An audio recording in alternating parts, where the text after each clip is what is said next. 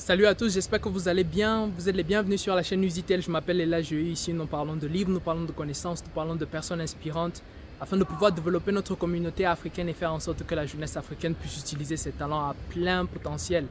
Et donc aujourd'hui, nous allons parler de quelque chose de très important. Nous allons parler des études. Nous allons parler des différentes stratégies que j'utilise et les différentes stratégies que j'ai eu à apprendre de grands étudiants ou bien de personnes qui savent comment étudier. Et je vais partager ces stratégies aujourd'hui avec vous. Et donc, si vous êtes une personne qui a des problèmes avec ses études, si vous êtes une personne qui ne sait pas comment étudier, comment être beaucoup plus productif en termes d'études, regardez cette vidéo, je vous donnerai les...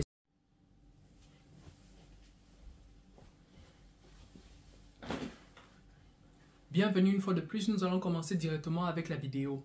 Mais avant de commencer, je voudrais vous présenter une citation qui a été faite par un écrivain africain malien du nom d'Amadou Hampâté Bâ. Quelle est cette citation? Si tu es mon frère, bienvenue une fois de plus à tous. Aujourd'hui, nous allons commencer avec notre vidéo. Mais avant de commencer, je voulais vous présenter une citation qui a été écrite par un écrivain africain malien du nom d'Amadou Hampâté Bâ. Et quelle est cette citation? Si tu penses comme moi, tu es mon frère. Si tu ne penses pas comme moi, tu es deux fois mon frère, car tu m'ouvres un autre monde. Écrit par, je le répète, Amadou Hampâté Bâ. Nous allons commencer directement avec la vidéo d'aujourd'hui. Nous allons nous lancer directement dans les stratégies que nous pouvons utiliser. Mais avant cela, je voudrais me présenter un peu. Je m'appelle Ella Jeu, je viens du Cameroun. Là, actuellement, je suis un étudiant en médecine à Nanjing Medical University. C'est une des 3 meilleures universités en Chine dans le domaine médical. Et j'ai fait mes études au Cameroun. Je peux dire d'une certaine façon que mon parcours a été assez bon, un assez bon parcours. Je ne peux pas me comparer avec ceux par exemple qui ont un bac avec 19 de moyenne ou bien avec 19,30 ou bien avec 18 de moyenne. Mais j'ai eu un assez bon parcours.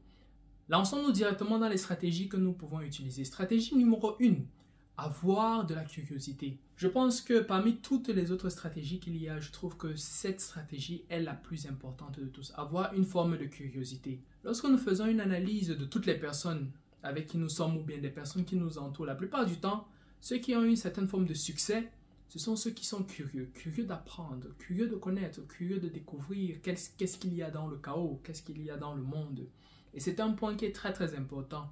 Si vous êtes parmi ceux qui ont une certaine forme de curiosité pour le sujet que vous étudiez déjà, vous êtes du bon côté de la rivière. Mais si c'est que vous n'êtes pas réellement curieux du sujet que vous étudiez actuellement, quelles sont les méthodes? Qu'est-ce que vous pouvez faire? L'une des façons de développer la curiosité sur le domaine que vous êtes déjà mais que vous n'aimez pas, c'est essayer de regarder à l'intérieur de ce sujet ou bien regarder à l'intérieur de cette matière que vous étudiez ou bien cet art ou bien ce sport que vous faites. Essayez de regarder à l'intérieur. Quel est le point que vous trouvez intéressant à l'intérieur de cela? Quel est le chapitre que vous trouvez intéressant à l'intérieur de cela? Essayez de maîtriser ce chapitre. Et maintenant, vous allez essayer de relier tous les points que vous avez maîtrisés avec d'autres chapitres qui sont présents. Je vais prendre un exemple. Disons que nous avons notre enseignant d'histoire ou bien de géographie. C'est une remarque également que je vais faire. Lorsque l'enseignant de géographie ou bien l'enseignant d'histoire vient avec 25 chapitres ou bien avec 30 chapitres de cours, la plupart du temps, il y a un chapitre ou bien il y a 2 chapitres à l'intérieur de la matière que nous aimons bien, qui a une certaine forme d'affinité avec nous. La plupart du temps.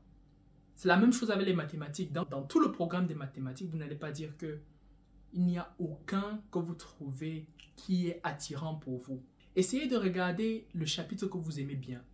Marquez-le et essayez d'avoir une certaine maîtrise de ce chapitre. Mais il y a une autre chose que les enseignants font la plupart du temps lorsqu'on donne un programme, c'est que les chapitres sont liés entre eux d'une certaine façon. Il y a des connexions qui existent entre les différents chapitres. Donc le fait que vous avez maîtrisé un seul chapitre vous donne également accès à d'autres chapitres. Donc, vous pouvez maîtriser ce chapitre d'abord et ensuite vous essayez de connecter les différents points avec les autres chapitres. Par exemple, vous étudiez en histoire, on va vous parler par exemple des guerres. Vous êtes bien intéressé par la Première Guerre mondiale. vous étudiez la Première Guerre mondiale et ensuite vous voyez que la Première Guerre mondiale, il y a eu la SDN qui a été créée mais ça n'a pas marché. Après ça a conduit à la Deuxième Guerre mondiale. Vous regardez, qu'est-ce que c'était que la SDN? Oh, voici c'était que la SDN. Après vous partez. Deuxième Guerre mondiale. Ensuite, si c'est que vous êtes intéressé par un thème de psychologie qui parle de nihilisme, vous voyez avec l'histoire. Oh, dans l'histoire, nous avions eu Hitler. Ok, Hitler était comme ceci à cause de ce point qui était en psychologie. Ok, je peux relier cela comme ça. Et c'est comme ça que vous arrivez à développer un certain intérêt pour tout le programme. Donc ça, c'est une façon que je pense qui est assez efficace pour développer une certaine forme de curiosité pour un programme que l'on n'aime pas. Ça, c'est la première stratégie. La deuxième stratégie, c'est avoir des objectifs. Quand je parle d'avoir des objectifs, de quoi est-ce que je parle? Il y a par exemple un écrivain que j'aime bien. Il s'appelle Jordan Peterson. Jordan Peterson a écrit un livre, 12 règles pour une vie. Et dans le premier chapitre, il parle de l'importance d'avoir un but, de l'importance d'avoir une vision de là où est-ce que nous allons. Et ça, c'est très important lorsque nous sommes également un homme. Beaucoup plus important lorsque nous sommes un homme. Avoir un but, avoir un objectif et essayer de marcher vers cet objectif, c'est quelque chose de très très important. Et il présente cela dans le livre comme étant la source des émotions positives. Lorsqu'on parle d'émotions positives, nous parlons de la joie, nous parlons d'être heureux. Ce qui rend une personne heureuse, c'est le fait qu'il arrive à marcher suivant les objectifs qu'il a établis pour lui-même, ou bien suivant la vision qu'il a pour sa propre vie. C'est quelque chose qui est très important. Et également, en ce qui concerne les études, il faut déjà avoir une certaine forme d'objectif. Avoir une certaine forme d'objectif de où est-ce qu'on veut aller. Donc ce que moi je fais par exemple, c'est que même à la fin d'une semaine, je vais prendre le samedi. La plupart ce sont les samedis ou bien les dimanches. Je prends le samedi ou bien le dimanche et j'essaie de voir la semaine qui est passée. La semaine qui est passée, j'avais fait des objectifs. J'avais pris des objectifs, je les avais écrits sur ma tablette ou bien sur mon téléphone. J'ai écrit cela sous forme de notes et j'ai mis des cases et coché directement pour voir si c'est que j'ai accompli ces différents objectifs. Et maintenant, à la base de ces différents objectifs que j'ai eu à faire, je vais essayer de faire une notation. Je vais essayer de noter la semaine qui est passée. Je note la semaine qui est passée sur une échelle de 1 à 10. Et après cela, je vais faire encore d'autres objectifs. Je fais d'autres objectifs pour la semaine qui arrive. Ok, qu'est-ce que je voudrais dans le domaine de l'école? Ok, je voudrais bien... il y a ce chapitre-là que je dois étudier. Il y a également des exercices que je dois faire. Ok, je mets une case pour cela. Je dois faire ces exercices-là pendant la semaine. Ok, dans le domaine par exemple du business ou bien dans le domaine de mes activités personnelles, qu'est-ce que je voudrais faire? Oh, il y a cette publication que je dois faire. Il y a ce petit article que je dois écrire. Ok, je mets une case pour cela. Dans le cadre social, ok, je dois essayer de visiter cet ami-là. Ça fait longtemps que je ne l'ai pas visité. Il faudrait que je le visite. Je ne sais pas comment est-ce qu'il se porte. Ou bien je dois écrire à papa. Ou bien je dois écrire à maman.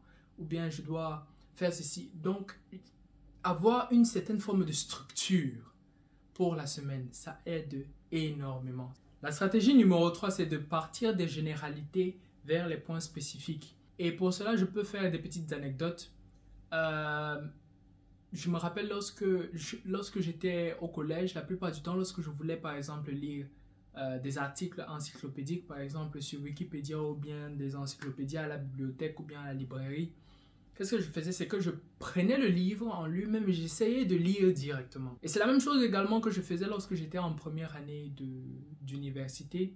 C'est que je lisais le PPT. Si par exemple j'ai un PPT ou bien une présentation d'environ 180 pages ou bien 200 pages, je vais essayer de lire la page 1, page 2, page 3, page 4, jusqu'à ce que j'ai découvert qu'il y avait une autre méthode.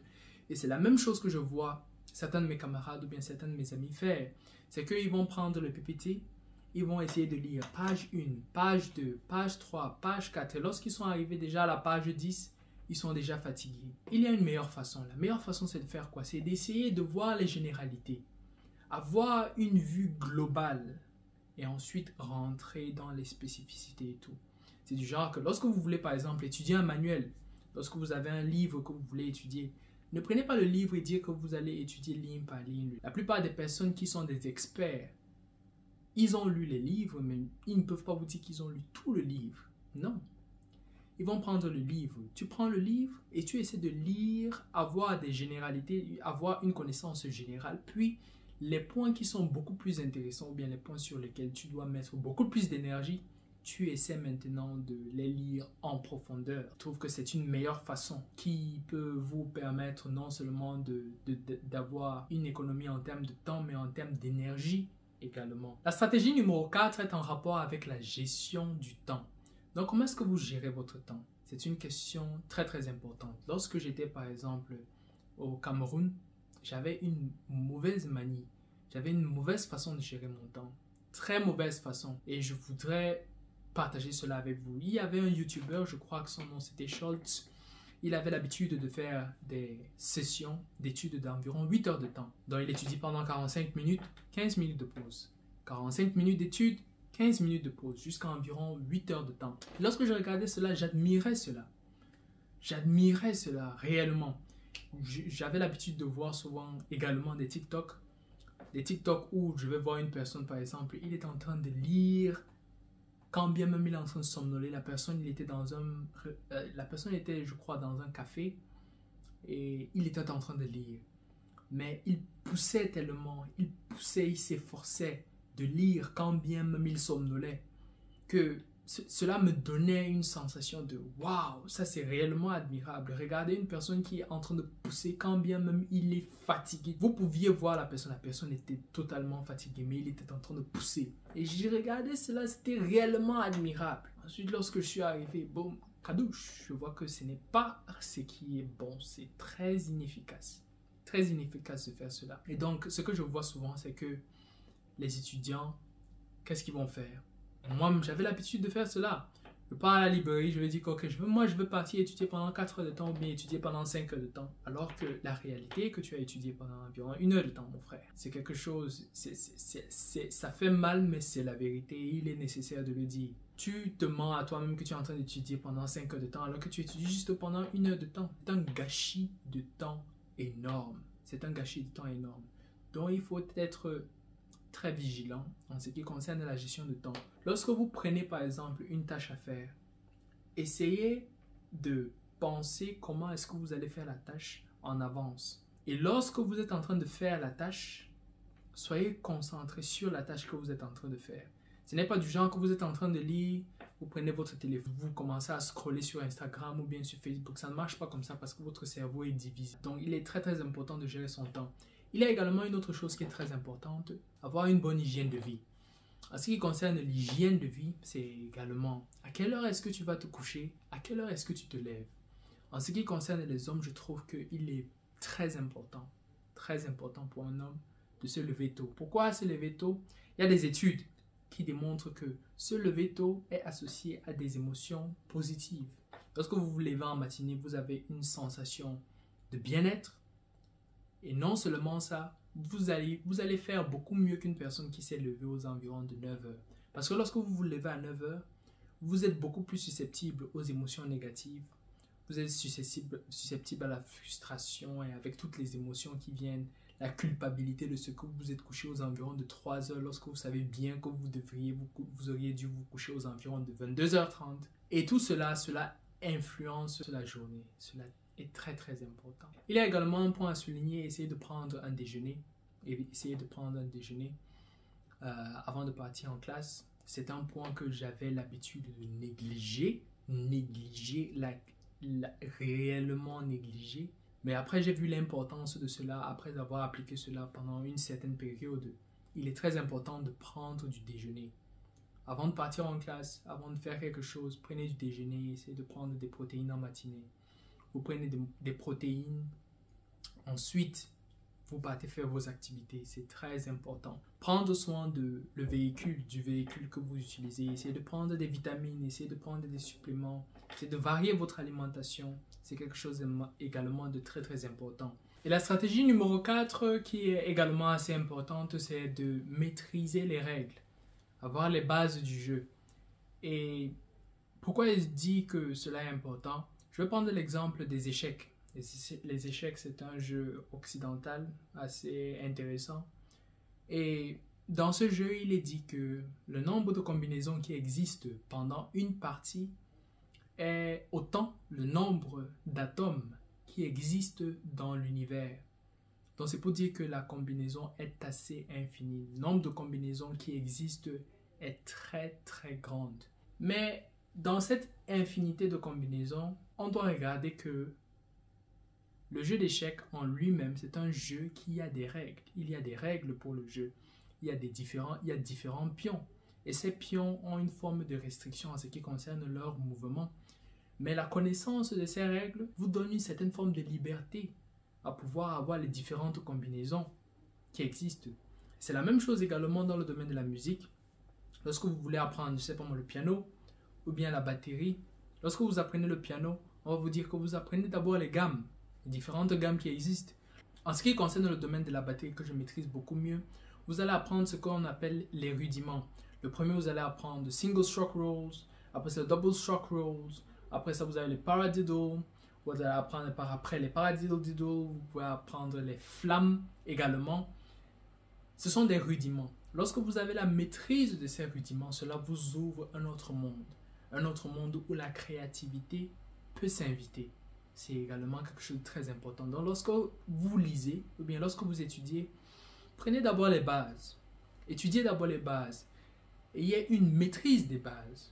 Et après cela, maintenant, vous pouvez vous bâtir. Les bases sont très très importantes. Non seulement dans l'étude des langues, dans l'étude des sports, dans tous les domaines. Connaître les bases est très très important. Connaître les bases est très important. Donc, ayez la patience d'apprendre les règles du jeu.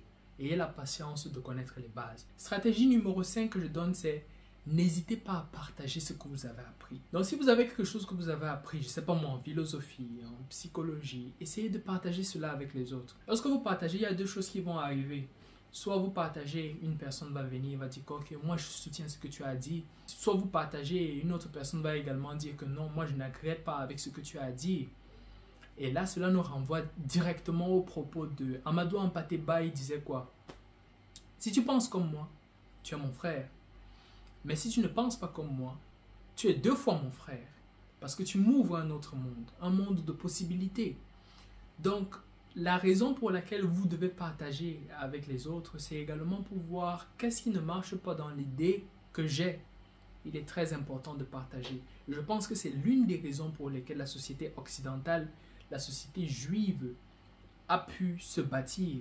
Si vous regardez bien, la société juive, elle est juste basée. Ils ont ce qu'ils appellent le Talmud. Le Talmud, c'est une collection de tout ce que les différents rabbins ont dit par rapport à la loi orale ou bien à la loi écrite qui a été donnée à Moïse.